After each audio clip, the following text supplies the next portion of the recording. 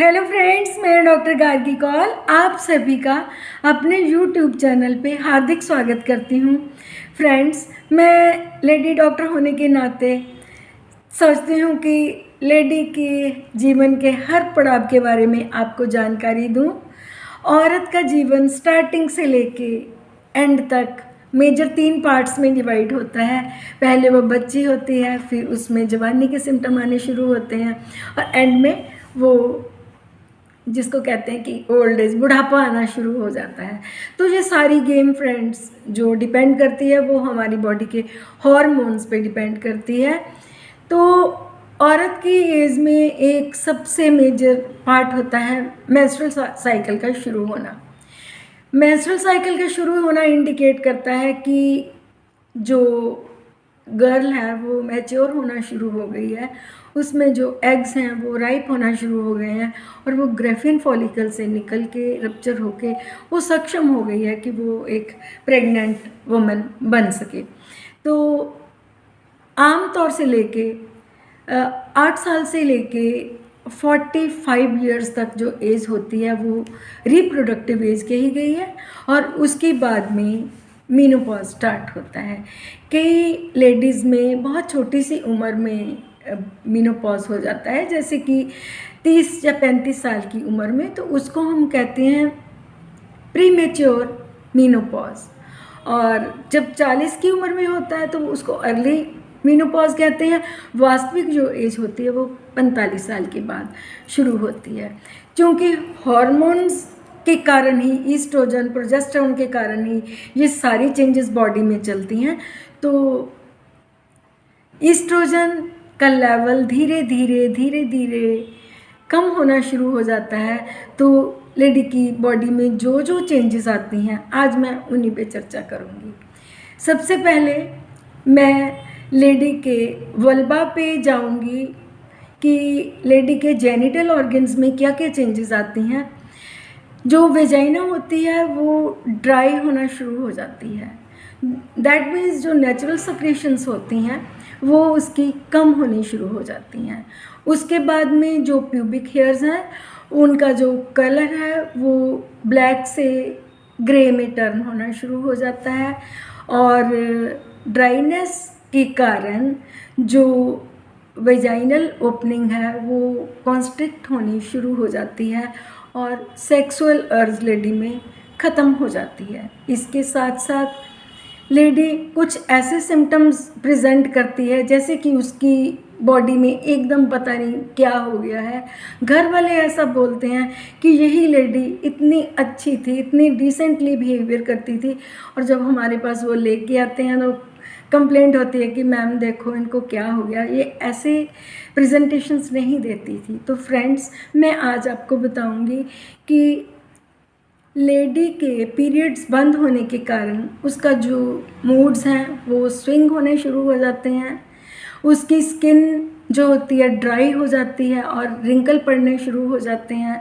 इसके साथ में गैस्ट्रिक इरिटेशन का होना। कुछ लेडीज़ ये भी हमें आके कहती हैं कि मैम जब से हमारे पीरियड्स बंद होने लगे हैं हमारी आईसाइट वीक हो गई है। तो ये, और कईयों में ओबेसिटी जिसको कहते हैं कि बेली फैट का आना, मोटापा आना शुरू हो जाता है। रात को एकदम लेडीज़ उठती हैं और पसीने से भीगी होती हैं, जिसको हम कहते हैं अपनी टर्म में हॉट फ्लैशेस का आना। तो एकदम कभी प्रेजेंट करती हैं, कंप्लेंट करती हैं, कभी ठंड लग रही है, कभी एकदम स्वेटिंग हो रही है, गर्मी लग रही है। ऐसे ऐसे सिम्टम्स जब लेके आती हैं तो उनको डॉक्टर की एड की ज़रूरत होती है। कई कहती हैं कि मैम हमें ब्लोटिंग बहुत हो रही है, गैस की प्रॉब्लम हो रही है। कई कहते हैं हमें इरिटेशन हो रही है, जलन पड़ रही है, you can say hyper acidity की प्रॉब्लम हो जाती है। और जैसे जैसे ईस्ट्रोजन का लेवल कम होता है तो लेडीज़ का जो कैल्शियम लेवल है वो बोन्स में कम होना शुरू हो जाता है। लेडीज़ कंप्लेंट करती हैं कि मैम मुझे थकावट लग रही है, मेरा किसी भी काम को करने का मन नहीं करता, और उसके बाद में उनके मसल्स में क्रैम्प्स आने शुरू हो जाते हैं, हड्डियों में दर्द होती है। ये ऐसी ऐसी प्रॉब्लम्स जब आने शुरू हो जाएं और पीरियड्स बंद हो जाएं तो समझ लेना कि ये मेनोपॉजल सिम्टम्स हैं। तो इसमें इतनी घबराने की बात नहीं होती। डॉक्टर की मेन एडवाइस का यही फन है कि लेडी को एश्योर किया जाए कि ये भी जो फेज़ है that is part and parcel of life. तो कई लेडीज़ कहती हैं कि मैम इतनी छोटी उम्र में हमें पीरियड्स बंद नहीं होने चाहिए, कहती हैं कि मैम अभी नहीं। तो उनको समझाना पड़ता है कि ऐसी कोई बात नहीं है, ये नेचुरल फिनोमिना है, इसमें से हर लेडी को गो थ्रू होना पड़ता है। मैंने कई लेडीज़ के फेस पे बालों का आना भी देखा है बिकॉज़ ये हॉर्मोन्स के इम्बैलेंस होने से ही होता है, क्योंकि फीमेल हॉर्मोन्स ख़त्म होने से मेल हार्मोन जो है वो डेवलप होने शुरू हो जाते हैं। तो जब जब आप में ये सिम्टम्स आएँ तो समझ लेना कि now we are in menopause. So मैं होम रेमेडीज़ के तौर पे आपको यही समझाऊंगी कि आप मेडिटेशन कीजिए, आप अपने आप को एक पॉजिटिव मैसेज दीजिए, इरिटेशन ख़त्म करने के लिए आप अच्छा म्यूज़िक सुनिए। अगर आपको एसिडिटी हो रही है तो आप फ्रिज में से निकाल के थोड़ा दूध पिए, नरिशिंग फूड लीजिए ताकि कुछ समय के लिए आपका जो ईस्ट्रोजन लेवल है वो थोड़ा बैलेंस में रहे।